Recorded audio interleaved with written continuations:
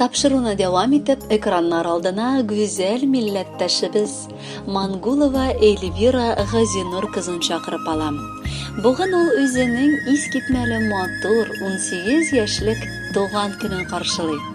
Әлеге күркәм гомер бәйрәме белән аны ихластан әнисе Руфия Шамиловна, апасы Рәмзия, тормыш иптәше Раил, балалары Амира, әбисе Разия Сулеймановна, абыйсы Марат Шамилевич, тормыш иптәше Гөлия Фуатовна, балалары Илшат һәм Риналь, абыйсы Гильфан Ринатович, тормыш иптәше Зөлфия Дилшановна, уллары Динар кытлылар.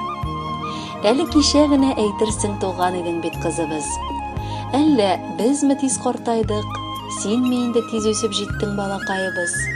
Менә сиңа 18 яшь. Бу бәйрәмеңдә шул кадәр шатланасы килә синең өчен алтыныбыз. Әтиең дә мәрхүмебез күктән карап сиңа сыкланып туя алмый торгандыр. Бел якыныбыз. Бу гомерләрнең яшендә яшнәп тора торган чагы. Иң матур чәчкәләр синең яшендә аталардыр. Син шуларның берсе.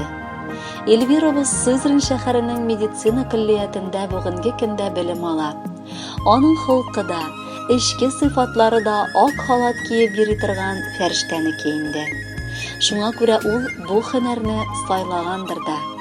Бик тыйнак, сүзен уйлап кына сөйли.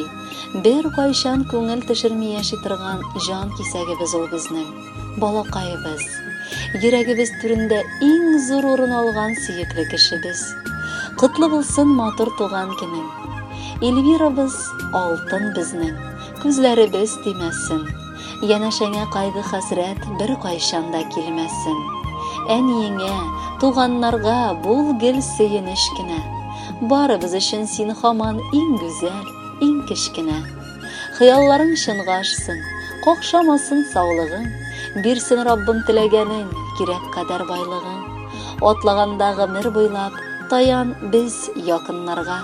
Күмелеп яшә бары якты, ак төсле шатлыкларга. Эльвирочкабыз, без сине бик нык яратабыз.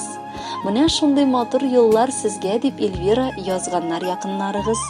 Без дә бу котлауларга кушылабыз һәм матур җыр тыңлап, кәеф бизәргә чакырып калабыз.